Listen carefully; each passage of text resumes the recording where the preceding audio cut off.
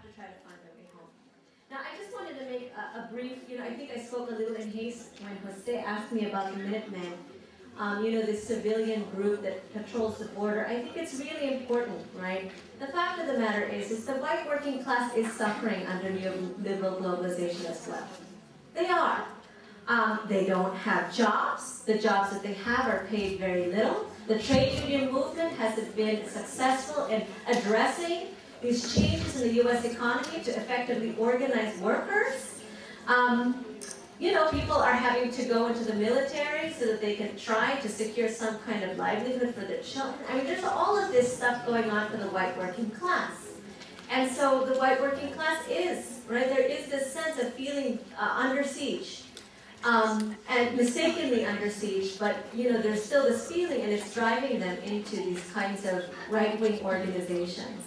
But I mean, we have to be clear. I mean, of what in the end, our enemy is not them, right? In the immediate sense, sometimes we feel like they're our enemy, but really, in the end, our enemy is a fascist state. Our enemy is capital, and we have to be clear on that. But I think that we have to. 私も20年間で日本にいてちょっとドメスティックバイオレンスがいろいろの結婚してる人をちょっとかわいそうな人がいっぱいいてちょっと戸籍もちょっと妊娠して戸籍も取れなかった。それでも皆さんが結婚してなかったんですよ。それはみんながオーバーステイで、そのファミリーが今どういう戸籍取れるのか、それは皆さんが聞いてる。だからみんなオーバーステイがみんなかわいそうのに子供が産んでして今のちょっと言葉が皆さんが分からなかった。それでゆくちゃんにちょっと。I try to translate. I've been living in Japan for 20 years, and now it's better for me to express in Japanese, so I will speak in Japanese. I am a victim of domestic violence, and I knew that there are many poor women, Filipino women, in Japan who met domestic violence, and some of them they could not get family registration in Japan. And also there are some Filipinas who's overstaying in Japan without marriage, and they are struggling for the matter of the family registration.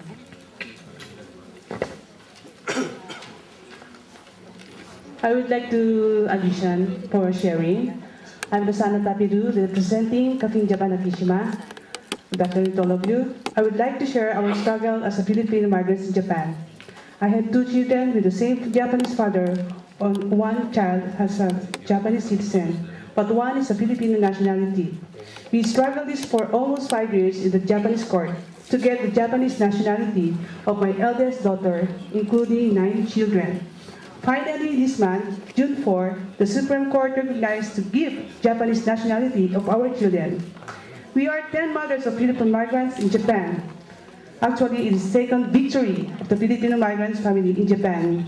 The refugees applicant for 7 years, Kurds and Filipino families, and just this year, they granted a visa for special permission. My name is Joe Jose Montero from Australia.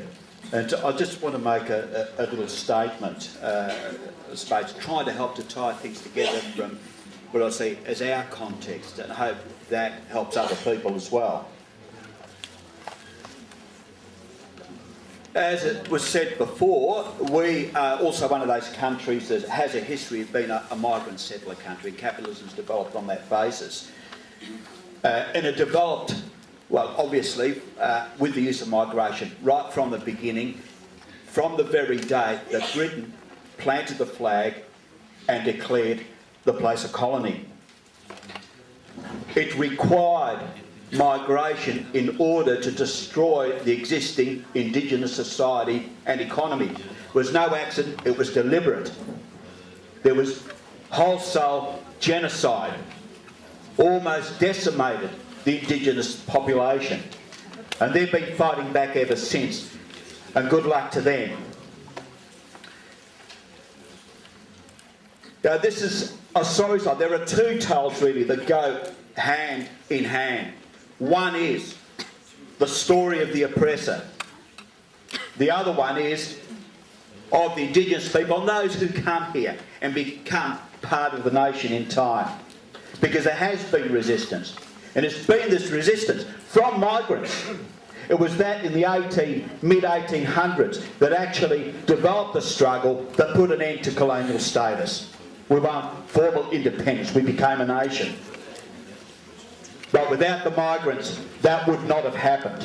We need to understand that. There have been various waves of migration. It seems to me they've been closely tied, not only to need to exploit workers in the short term, but also to set back gains made by the organised working class within the country. Well, we see that in the recent period. We've had a period over the last decade, 2 decades, of a systematic attack on the working class. It began, I know I was working, I was an official of a union in the construction industry that back in the early 80s was put out of existence by the government. YA. I'd like to share the experience of Filipino youth in Canada in terms of migration. A lot of Filipino youth came into Canada because they're products of forced migrations that's happening in the Philippines. And when they are reunited in Canada as well. To share the Living Caregiver Program, or the LCP, it is a program by the Citizenship and Immigration Canada. And they hire Filipino women to work as nannies in Canada because Canada has a national childcare crisis. And the solution that they can give is to hire workers from the Philippines to work as nannies, when in fact they are skilled workers. They do nursing jobs. They take care of children, they take care of elderlies for a minimum wage, with no overtime pay, with no full protection for the rights of the migrant workers under the LCP. And the impacts of this for the Filipino youth and the family is the trauma of family separation and reunification and forced migration. About the trauma, it is very tremendous impact. The average separation is 5 years. That's long enough for kids to be separated, for kids to grow up without their parents beside them, for children to grow up without their parents missing, very important events in their life, birthdays, graduation.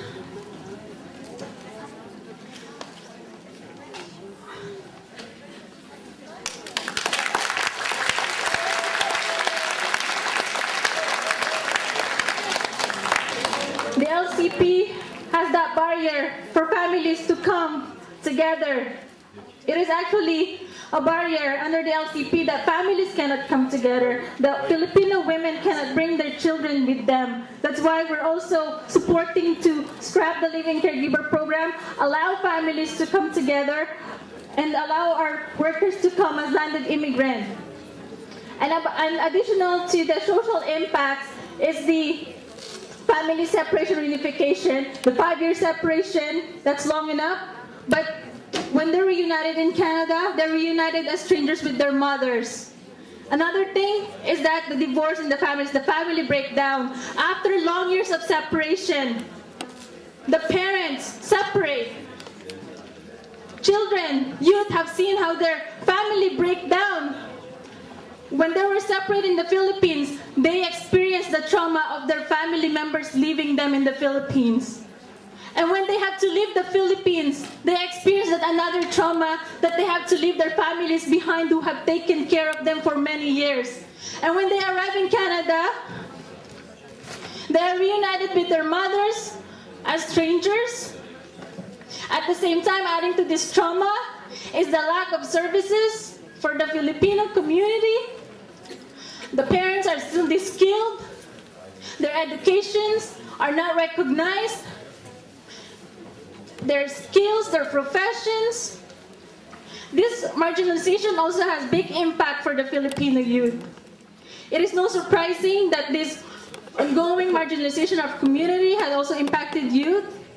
Filipino youth in Vancouver has the second highest high school dropout rate. And where do we end up? We end up in low-paying jobs, and we're becoming Canada's cheap labor. So this is a cycle, an ongoing cycle of the Filipino community's marginalization, not only violating the rights of the migrant workers, but also the families. The migrant youth are becoming cheap laborers as well in Canada, working alongside with their parents, doing janitorial work, not getting their education.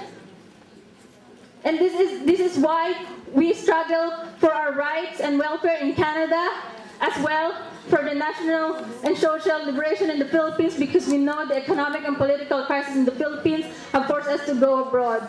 Thank you. Magandang hapon po at maraming salamat sa mga organizers ng event na ito. Ako ay galing sa Montreal, isang domestic worker na pumunta doon noong 1988. Ang question lang, kasi maraming nanggagaling na domestic worker dito sa Hong Kong pumupunta sa Canada. I myself came from Singapore. We are wondering, as a migrant organization there, if there could be some time allotted for sharing, dahil Canada as a federal